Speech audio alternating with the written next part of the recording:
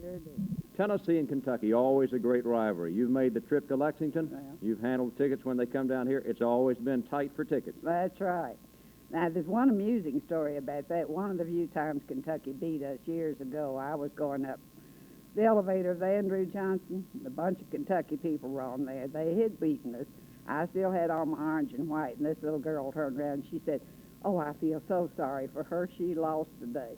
Some man from Kentucky was on there who knew who I was, started laughing. He said, "Honey, don't feel sorry for her. She's seen more wins than you are years old." The Tennessee-Kentucky series, a great one, as recounted by Edna Calloway.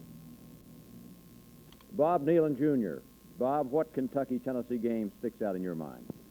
I guess the one that would stick out the most, John, would be the 1950 game when played after all the snow, as you recall, and Bert Retchishire caught a pass in the back of the end zone from Laricella. It was against Babe Grilly's team, of course. It was a snowy game. Bill May played football at the University of Tennessee a few years ago. What was your favorite team? 13, 14, and 15. 14 was our championship team. First championship team we ever had. The first time we'd ever beaten Vanderbilt. We went 9-0 that season, and we had a 374 to 37 scoring record. There are just 4 of a 14 teams still living. Russ Lindsay in Maryville, Bull Byers, Utah, Alabama, Lloyd Wolf, and me here in Knoxville. Bill McClure was on the squad, but he got crippled and couldn't play in 14. Bill May, you look like you could almost suit up and play right now. Well, I tell him I could if they let me stand still and I didn't have to run any, that I could play a good game. Bill May, member of the 1914 University of Tennessee football team. Tennessee football really can be summed up with the gentleman that we're visiting with right now at the Tea Club breakfast. Hall of Fame member, football player at the University of Tennessee, longtime head of the faculty committee for athletics, acting commissioner of the Southeastern Conference, Dean N.W. Dougherty. Football has been very much a part of your life. Yes, indeed, because I began playing in 1905. 1905. And so I played for 4 years. Well, really, I got on the first team in 6. I was a track man in 1905.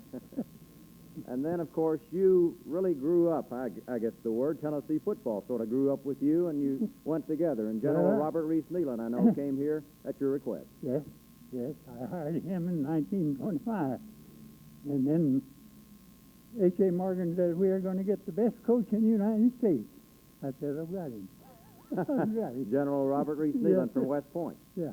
Then you served as acting commissioner of the Southeastern Conference. Yes, in 47.